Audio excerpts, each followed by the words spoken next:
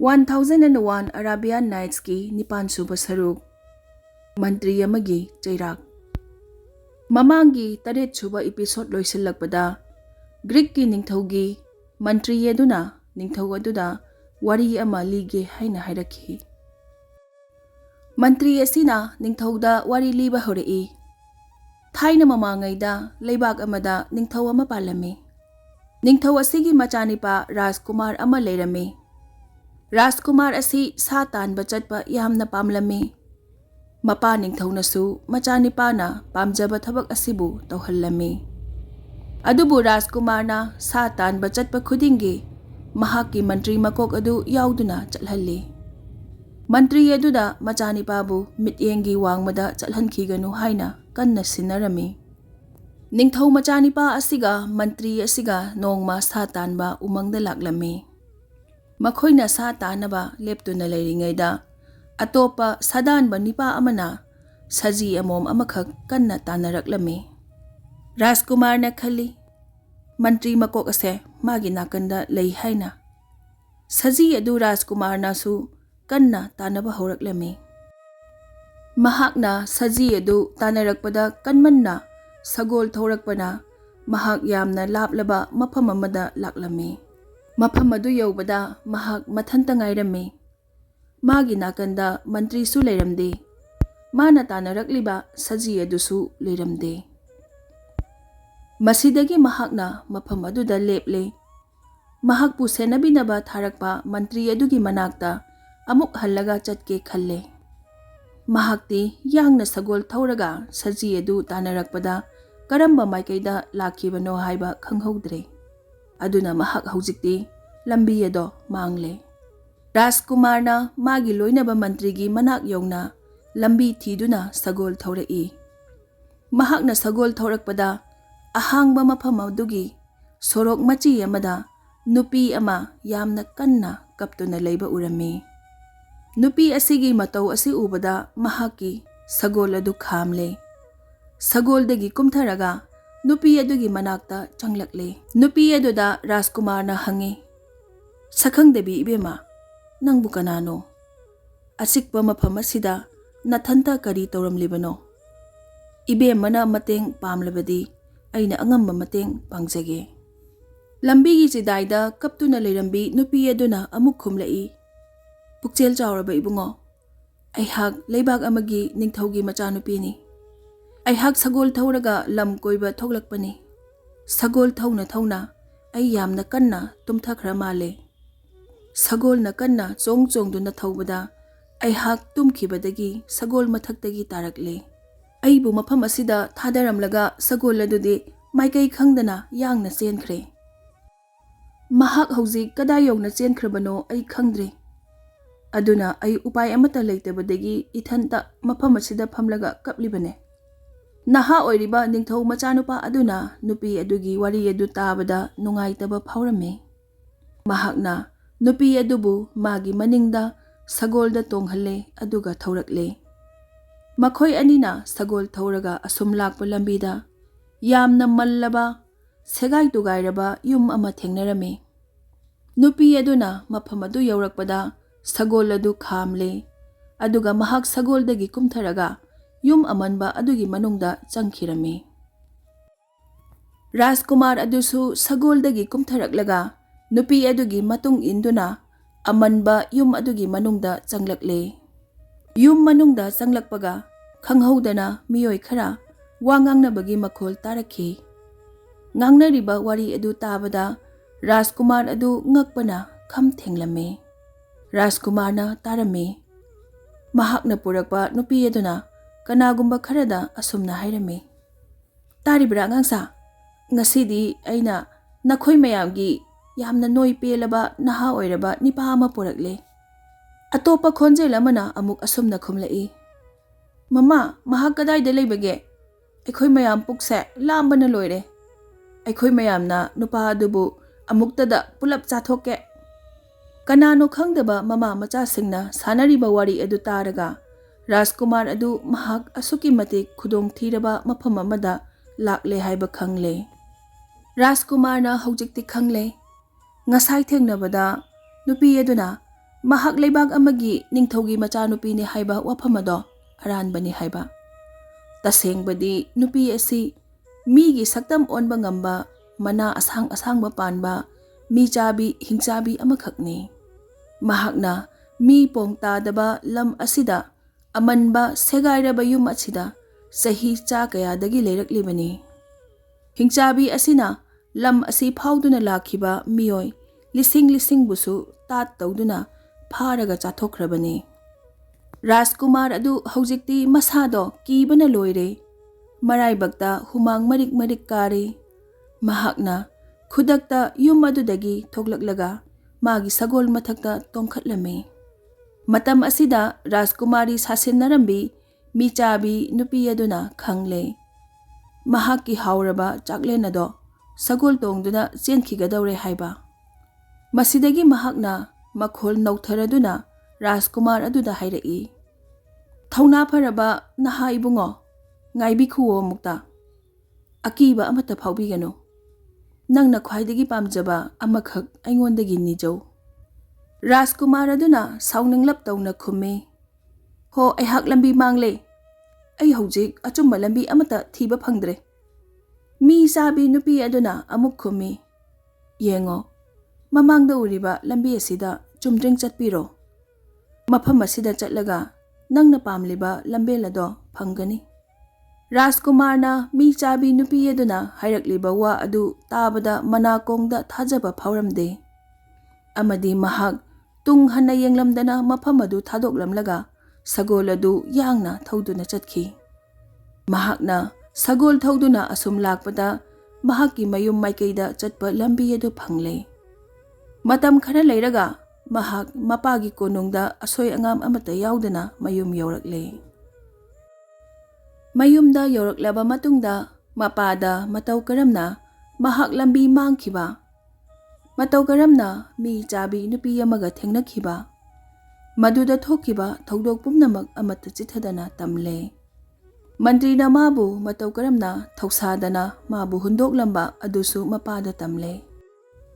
Matang asida ngasaidagi wari liriba mantri aduna Greek ningthauda hairai. Tabiyodo iningthau. Iningthaubu layengba lakliba doctor asigi matangda iningthauna section haudrabadi madugi matung tarakpada thoklakadaba phol aduda iningthauna nasana yana awaba khangjaba tabani. Mi bu hekta pangtha thajabasu yaba nate. Haujiksu aikhoina khangba wa nate. Asuk kuiraba aikhoigi leibaki khang hairaba doctor kayana layengbada iningthaugi anaba pharaktrabani. Aduga khudakta lakpa mana nongma ahing amada anaba ase hekta phanba haibase ngakningaini. Mana thariba hidak asina kari oirakadage haiba khangba pot nate. Greek ningthau asi asengbadasu ahal oisellaklaba mapangan sonjillaklaba miyoi ama oirame. Handakti mahak magi mantrina hanjin na insilliba wa asi lawdaba ngamlaktre. Mahakna khalamba wakhaladu lalamba yai haina kanna khangatlakle. Greek ningthauna hairai. Hare mantri. Nangna hairibado chumme. Mahak soidana aibu hatpa lakpa oiramgani. Mahakna kaisu leitaba hidak amagi manam tahallaga aigi anaba phaba haunade. Haujik aina mangonda kari tawrakpagi haibado masu yenghallage. Chamjaraba ningthau asina mantrina haiba wa adu thajakhre. Mabuk phatraba mantri aduna amukka makha tarai. Iningthau ibungo masak khangdaba doctor nupa asidagi isabu kanjanabagi damakta khwaidagi laiba upaidi mahaki mangak ase thangsangna amuki khukakta tumnaba kakthatpa asini. Apangba ningthau aduna su hairai. Achumbani mantri. Nangna hariba wafam aduna khwaidagi hena pharani. Masidagi ningthauna darbarda amuk changlakle aduga magi manai amada doctor nipa adu khudakta magi manakta purau haina yathang pire. Doctor na ningthau adugi manakta lakle. Ningthauna hairai. He sakhangdaba mirotpa doctor sasinaba nupa. Aina nangbu khudak asida nangna aigi thawai lauge tawrambagi dandi oina hatpagi cheirak pirabane. Kari su khangjanraba doctor ꯅꯤꯄꯥ ꯑꯗꯨ ꯅꯤꯡꯊꯧꯒꯤ ꯋꯥꯐꯝ ꯑꯁꯤ ꯇꯥꯕꯗ ꯉꯛꯈꯤꯕꯅ ꯍꯥꯏꯅꯤꯡꯉꯥꯏ ꯂꯩꯔꯝꯗ꯭ꯔꯦ꯫ ꯃꯍꯥꯛꯅ ꯅꯤꯡꯊꯧꯗ ꯍꯥꯏꯔꯛꯏ, "ꯏꯅꯤꯡꯊꯧꯕꯨ ꯅꯅꯥꯏꯅ ꯏꯅꯤꯡꯊꯧꯒꯤ ꯃꯥꯌꯣꯛꯇ ꯀꯔꯝꯕ ꯏꯔꯥꯜ ꯂꯪꯖꯈꯤꯕꯒꯤꯅꯣ? ꯏꯅꯤꯡꯊꯧꯅ ꯑꯩꯕꯨ ꯁꯤꯕꯒꯤ ꯗꯟꯗꯤ ꯄꯤꯕꯤꯔꯤꯕ ꯑꯁꯤꯕꯣ?" ꯒ꯭ꯔꯤꯛ ꯅꯤꯡꯊꯧꯅ ꯁꯥꯎꯅ ꯈꯨꯝꯂꯛꯏ, "ꯀꯔꯤ ꯍꯥꯏꯕ ꯃꯤꯐꯠꯇ? ꯑꯩ ꯍꯧꯖꯤꯛꯇꯤ ꯅꯪꯅ ꯁꯤꯜꯂꯤꯕ ꯊꯕꯛ ꯑꯗꯣ ꯂꯣꯏꯅ ꯈꯪꯂꯦ꯫ ꯅꯪ ꯃꯤꯔꯣꯠ ꯑꯃꯅꯤ, ꯑꯩꯒꯤ ꯂꯩꯕꯥꯛꯀꯤ ꯑꯔꯣꯟ ꯑꯊꯨꯞ ꯄꯥꯎ ꯂꯧꯕ ꯂꯥꯛꯄ ꯃꯤꯅꯤ꯫ ꯑꯗꯨꯒ ꯅꯪꯅ ꯄꯥꯝꯂꯤꯕꯅ ꯑꯩꯒꯤ ꯊꯋꯥꯏ ꯑꯁꯤ ꯂꯧꯕ ꯑꯁꯤꯅꯤ, ꯅꯠꯇ꯭ꯔꯥ? ꯑꯗꯨꯕꯨ ꯍꯧꯖꯤꯛꯇꯤ ꯑꯩꯅ ꯅꯪꯅ ꯇꯧꯕ ꯑꯔꯣꯟꯕ ꯊꯧꯔꯥꯡ ꯄꯨꯝꯅꯃꯛ ꯈꯪꯂꯦ꯫ ꯅꯪꯅ ꯑꯩ ꯍꯥꯠꯇ꯭ꯔꯤꯉꯩꯗ ꯑꯩꯅ ꯅꯪꯕꯨ ꯍꯥꯟꯅ ꯍꯥꯠꯄ ꯇꯥꯔꯦꯗꯣ." ꯋꯥꯐꯝ ꯑꯁꯤ ꯍꯥꯏꯔꯒ ꯃꯅꯥꯛꯇ ꯂꯩꯕ ꯃꯅꯥꯏ ꯑꯃ ꯀꯧꯁꯤꯜꯂꯒ ꯗꯣꯛꯇꯔ ꯅꯨꯄꯥ ꯑꯗꯨꯕꯨ ꯍꯥꯠꯅꯕ ꯌꯥꯊꯪ ꯄꯤꯔꯛꯏ꯫ ꯑꯍꯥꯟꯕꯗ ꯗꯣꯛꯇꯔ ꯅꯨꯄꯥ ꯑꯗꯨ ꯃꯊ꯭ꯋꯥꯏ ꯃꯥꯡꯅꯤꯡꯗꯕꯅꯤꯅ ꯌꯥꯝꯅ ꯀꯤꯅ ꯅꯤꯡꯊꯧꯒꯤ ꯃꯈꯣꯡꯕꯨ ꯀꯣꯜꯂꯒ ꯍꯥꯏꯖꯔꯛꯏ, "ꯏꯅꯤꯡꯊꯧ ꯏꯕꯨꯡꯉꯣ, ꯑꯩꯅ ꯇꯧꯈꯤꯕ ꯏꯔꯥꯟ ꯄꯨꯝꯕ ꯉꯥꯛꯄꯤꯌꯨ꯫ ꯑꯩꯒꯤ ꯊꯋꯥꯏꯇꯗꯤ ꯀꯟꯕꯤꯌꯨ, ꯑꯩꯅꯁꯨ ꯏꯅꯤꯡꯊꯧꯒꯤ ꯊꯋꯥꯏ ꯀꯟꯖꯒꯦ." ꯃꯇꯥꯡ ꯑꯁꯤꯗ ꯒ꯭ꯔꯤꯛ ꯅꯤꯡꯊꯧꯒꯤ ꯋꯥꯔꯤ ꯂꯤꯔꯤꯕ ꯉꯥ ꯐꯥꯕ ꯑꯗꯨꯅ ꯋꯥꯔꯤ ꯂꯤꯕ ꯂꯦꯞꯂꯝꯃꯤ꯫ ꯑꯗꯨꯒ ꯀꯣꯔꯤ ꯆꯐꯨꯗ ꯌꯥꯎꯔꯤꯕ ꯍꯤꯡꯆꯥꯕ ꯑꯗꯨꯗ ꯍꯥꯏꯔꯛꯏ, "ꯅꯪꯁꯨ ꯍꯧꯖꯤꯛꯇꯤ ꯈꯪꯂꯕ ꯅꯠꯇ꯭ꯔꯥ? ꯒ꯭ꯔꯤꯛ ꯅꯤꯡꯊꯧ ꯑꯃꯗꯤ ꯃꯕꯨꯛ ꯐꯔꯕ ꯗꯣꯛꯇꯔ ꯑꯗꯨꯒꯤ ꯃꯔꯛꯇ ꯊꯣꯛꯂꯤꯕ ꯋꯥꯔꯤ ꯑꯗꯣ ꯅꯪꯒ ꯑꯩꯒꯒꯤ ꯃꯔꯛꯇ ꯊꯣꯛꯂꯤꯕ ꯋꯥꯔꯤ ꯑꯁꯤꯒ ꯆꯞ ꯃꯥꯟꯅꯩ꯫ ꯍꯧꯖꯤꯛꯇꯤ ꯒ꯭ꯔꯤꯛ ꯅꯤꯡꯊꯧꯒꯤ ꯊꯃꯣꯏꯗ ꯗꯣꯛꯇꯔ ꯑꯗꯨꯒꯤꯗꯃꯛꯇ ꯃꯤꯅꯨꯡꯁꯤ ꯑꯃꯠꯇ ꯂꯩꯇ꯭ꯔꯦ꯫ ꯃꯍꯥꯛꯀꯤ ꯃꯅꯥꯏ ꯑꯗꯨꯅ ꯗꯣꯛꯇꯔ ꯑꯗꯨꯒꯤ ꯃꯃꯤꯠ ꯑꯗꯨ ꯐꯤ ꯃꯆꯦꯠ ꯑꯃꯅ ꯈꯨꯝꯖꯤꯟꯈ꯭ꯔꯦ꯫ ꯗꯔꯕꯥꯔꯗ ꯇꯤꯜꯂꯤꯕ ꯃꯤꯄꯨꯝ ꯈꯨꯗꯤꯡꯃꯛꯅ ꯃꯗꯨꯇꯗꯤ ꯇꯧꯕꯤꯒꯅꯨ ꯍꯥꯏꯗꯨꯅ ꯅꯤꯡꯊꯧꯗ ꯃꯔꯥꯜ ꯂꯩꯖꯗ꯭ꯔꯕ ꯗꯣꯛꯇꯔ ꯑꯁꯤꯕꯨ ꯍꯥꯠꯄꯤꯒꯅꯨ ꯍꯥꯏꯅ ꯍꯟꯅ ꯍꯟꯅ ꯍꯥꯏꯔꯝꯃꯤ꯫ ꯑꯗꯨꯕꯨ ꯑꯄꯪꯕ ꯅꯤꯡꯊꯧ ꯑꯗꯨꯅ ꯋꯥꯐꯝ ꯑꯗꯨ ꯇꯥꯈꯤꯗ꯭ꯔꯦ꯫ ꯃꯈꯣꯡ ꯃꯈꯨꯠ ꯃꯃꯤꯠ ꯄꯨꯟꯁꯤꯜꯂꯕ ꯗꯣꯛꯇꯔ ꯑꯗꯨꯅ ꯅꯤꯡꯊꯧꯒꯤ ꯃꯃꯥꯡꯗ ꯈꯨꯎ ꯈꯨꯗꯛ ꯀꯨꯜꯂꯒ ꯍꯥꯏꯖꯔꯛꯏ, "ꯏꯅꯤꯡꯊꯧ ꯏꯕꯨꯡꯉꯣ, ꯑꯩꯕꯨ ꯃꯇꯝ ꯈꯖꯤꯛꯇꯗꯤ ꯄꯤꯕꯤꯌꯨ꯫ ꯑꯩꯒꯤ ꯊꯕꯛ ꯊꯧꯔꯝꯁꯤꯡ ꯑꯃꯗꯤ ꯃꯃꯜ ꯌꯥꯝꯂꯕ ꯂꯥꯏꯔꯤꯛꯁꯤꯡ ꯃꯐꯝ ꯆꯥꯅ ꯃꯇꯤꯛ ꯆꯥꯕ ꯃꯤꯁꯛꯇ ꯁꯤꯟꯅꯔꯝꯈꯤꯒꯦ꯫ ꯍꯌꯦꯡ ꯇꯨꯡꯗ ꯑꯩꯅ ꯂꯩꯈꯤꯗ꯭ꯔꯕ ꯃꯇꯝꯗ ꯂꯥꯛꯀꯗꯧꯔꯤꯕ ꯃꯤꯑꯣꯏꯁꯤꯡꯅ ꯁꯤꯖꯤꯟꯅꯍꯧꯅꯕ꯫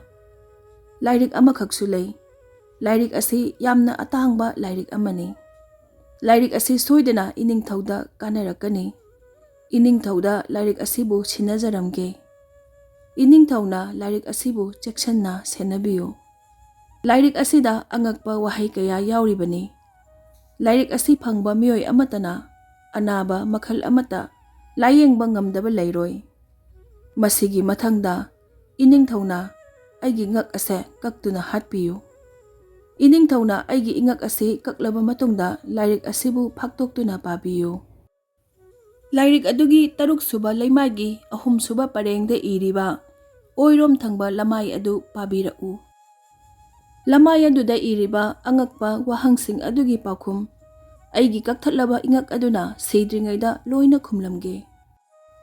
ꯅꯤꯡꯊꯧꯅꯁꯨ ꯗꯣꯛꯇꯔꯅ ꯍꯥꯏꯔꯤꯕ ꯂꯥꯏꯔꯤꯛ ꯑꯗꯨꯗ ꯏꯔꯤꯕ ꯑꯉꯛꯄ ꯋꯥꯍꯩꯁꯤꯡ ꯑꯗꯨ ꯀꯔꯤꯅꯣ ꯈꯪꯅꯤꯡꯂꯝꯃꯤ꯫ ꯃꯁꯤꯗꯒꯤ ꯃꯍꯥꯛꯅ ꯗꯣꯛꯇꯔ ꯑꯗꯨꯕꯨ ꯍꯥꯠꯅꯕꯒꯤ ꯅꯨꯃꯤꯠ ꯑꯗꯨ ꯅꯣꯡꯃꯒ ꯌꯩꯊꯣꯛꯂꯝꯃꯤ꯫ ꯗꯣꯛꯇꯔ ꯑꯗꯨꯅ ꯃꯍꯥꯛꯀꯤ ꯈ꯭ꯋꯥꯏꯗꯒꯤ ꯍꯦꯟꯅ ꯆꯦꯛꯁꯤꯟꯕ ꯖꯦꯜ ꯑꯃꯗ ꯊꯝꯂꯝꯃꯤ꯫ ꯖꯦꯜ ꯃꯅꯨꯡꯗ ꯗꯣꯛꯇꯔ ꯑꯗꯨꯅ ꯃꯥꯒꯤ ꯂꯦꯝꯍꯧꯔꯤꯕ ꯇꯧꯒꯗꯕ ꯊꯕꯛꯁꯤꯡ ꯑꯗꯨ ꯇꯧꯕ ꯂꯣꯏꯁꯤꯜꯂꯝꯃꯤ꯫ ꯃꯊꯪꯒꯤ ꯅꯨꯃꯤꯠꯇ ꯀꯣꯅꯨꯡꯒꯤ ꯃꯤꯍꯥꯠꯄꯨꯡꯗ ꯂꯩꯕꯥꯛ ꯑꯗꯨꯒꯤ ꯌꯥꯝꯂꯕ ꯃꯤꯌꯥꯝꯁꯤꯡ ꯗꯣꯛꯇꯔ ꯑꯗꯨꯕꯨ ꯍꯥꯠꯄ ꯌꯦꯡꯕ ꯂꯥꯛꯂꯝꯃꯤ꯫ ꯗꯣꯛꯇꯔ ꯑꯗꯨꯅ ꯃꯇꯝ ꯑꯁꯤꯗ ꯃꯈꯨꯠꯇ ꯑꯊꯥꯕ ꯑꯆꯧꯕ ꯂꯥꯏꯔꯤꯛ ꯑꯃ ꯄꯥꯏꯔꯒ ꯅꯤꯡꯊꯧꯅ ꯐꯝꯂꯤꯕ ꯃꯐꯝ ꯑꯗꯨ ꯇꯝꯅ ꯂꯥꯛꯂꯝꯃꯤ꯫ ꯑꯇꯣꯞꯄ ꯃꯈꯨꯠ ꯑꯃꯗꯅ ꯑꯆꯧꯕ ꯀꯣꯝꯄꯥꯛ ꯑꯃ ꯄꯥꯏꯔꯛꯂꯝꯃꯤ꯫ ꯀꯣꯝꯄꯥꯛ ꯑꯗꯨꯗ ꯂꯥꯏꯔꯤꯛ ꯑꯗꯨ ꯍꯥꯞꯂꯒ ꯅꯤꯡꯊꯧꯗ ꯄꯤꯔꯝꯃꯤ꯫ ꯗꯣꯛꯇꯔꯅ ꯅꯤꯡꯊꯧꯗ ꯍꯥꯏꯔꯛꯏ, "ꯏꯅꯤꯡꯊꯧ ꯏꯕꯨꯡꯉꯣ, ꯂꯥꯏꯔꯤꯛ ꯑꯁꯤ ꯂꯧꯁꯤꯟꯕꯤꯌꯨ꯫ ꯑꯩꯅ ꯉꯔꯥꯡ ꯍꯥꯏꯖꯈꯤꯕ ꯃꯃꯜ ꯌꯥꯝꯅ ꯇꯥꯡꯂꯕ ꯂꯥꯏꯔꯤꯛ ꯑꯗꯨꯅꯤ꯫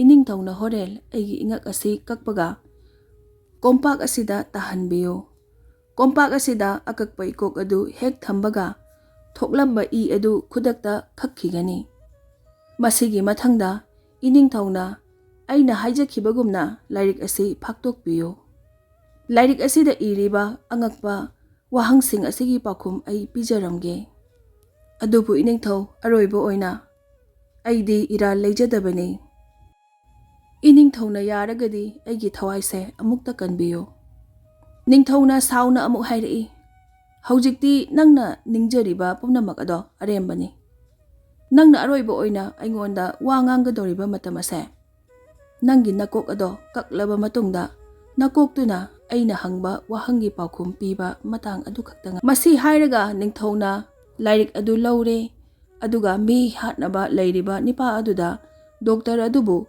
ꯍꯥꯠꯅꯕ ꯄꯨꯊꯣꯛꯈ꯭ꯔꯣ ꯍꯥꯏꯔꯝꯃꯤ꯫ ꯗꯣꯛꯇꯔꯒꯤ ꯃꯀꯣꯛ ꯑꯗꯨ ꯊꯥꯡꯒꯤ ꯈꯨꯌꯥꯟ ꯑꯃꯨꯛꯇ ꯅꯤꯡꯊꯤꯅ ꯇꯨꯞꯅ ꯀꯛꯂꯦ꯫ ꯀꯛꯂꯕ ꯃꯀꯣꯛ ꯑꯗꯨ ꯀꯣꯝꯄꯥꯛ ꯑꯗꯨꯗ ꯍꯥꯞꯂꯦ꯫ ꯈꯨꯗꯛꯇ ꯇꯥꯔꯝꯕ ꯏꯁꯤꯡ ꯈꯛꯈ꯭ꯔꯦ꯫ ꯌꯥꯝꯅ ꯑꯉꯛꯄ ꯃꯑꯣꯡꯗ ꯑꯀꯛꯄ ꯃꯀꯣꯛ ꯑꯗꯨꯗ ꯌꯥꯎꯔꯤꯕ ꯃꯃꯤꯠ ꯑꯗꯣ ꯄꯥꯡꯊꯣꯛꯂꯛꯂꯦ, ꯑꯗꯨꯒ ꯃꯀꯣꯛ ꯑꯗꯨꯅ ꯅꯤꯡꯊꯧꯗ ꯍꯥꯏꯔꯛꯏ, ꯏꯅꯤꯡꯊꯧ ꯏꯕꯨꯡꯉꯣ, ꯂꯥꯏꯔꯤꯛ ꯑꯗꯨ ꯐꯥꯛꯇꯣꯛꯄ ꯍꯧꯕꯤꯔꯣ꯫ ꯅꯤꯡꯊꯧꯅ ꯂꯥꯏꯔꯤꯛ ꯑꯗꯨ ꯐꯥꯛꯇꯣꯛꯄ ꯍꯧꯔꯦ꯫ ꯂꯥꯏꯔꯤꯛ ꯑꯗꯨꯒꯤ ꯑꯍꯥꯟꯕ ꯂꯃꯥꯏ ꯑꯅꯤꯗꯨ ꯑꯃꯅ ꯑꯃꯗ ꯅꯞꯁꯤꯟꯅꯔꯝꯃꯤ꯫ ꯅꯞꯁꯤꯟꯅꯔꯤꯕ ꯂꯃꯥꯏ ꯑꯅꯤꯗꯨ ꯂꯥꯏꯅ ꯐꯥꯛꯇꯣꯛꯄ ꯌꯥꯅꯕ ꯅꯤꯡꯊꯧꯅ ꯃꯈꯨꯠ ꯑꯗꯨ ꯃꯆꯤꯟꯗꯒꯤ ꯇꯤꯟ ꯈꯔ ꯂꯧꯔꯝꯃꯤ꯫ ꯃꯇꯧ ꯑꯁꯨꯝꯅ ꯇꯔꯨꯛ ꯁꯨꯕ ꯂꯃꯥꯏ ꯌꯧꯗ꯭ꯔꯤꯐ ꯐꯥꯎꯕ ꯅꯤꯡꯊꯧꯅ ꯍꯟꯖꯤꯟ ꯍꯟꯖꯤꯟꯅ ꯇꯤꯟ ꯇꯩꯗꯨꯅ ꯐꯥꯛꯇꯣꯛꯂꯝꯃꯤ꯫ ꯇꯔꯨꯛ ꯁꯨꯕ ꯂꯩꯃꯥꯏꯗꯨ ꯌꯧꯔꯦ, ꯑꯗꯨꯕꯨ ꯃꯐꯝ ꯑꯗꯨꯗ ꯀꯔꯤꯒꯨꯝꯕ ꯋꯥꯍꯩ ꯑꯃꯠꯇꯁꯨ ꯏꯔꯝꯗ꯭ꯔꯦ꯫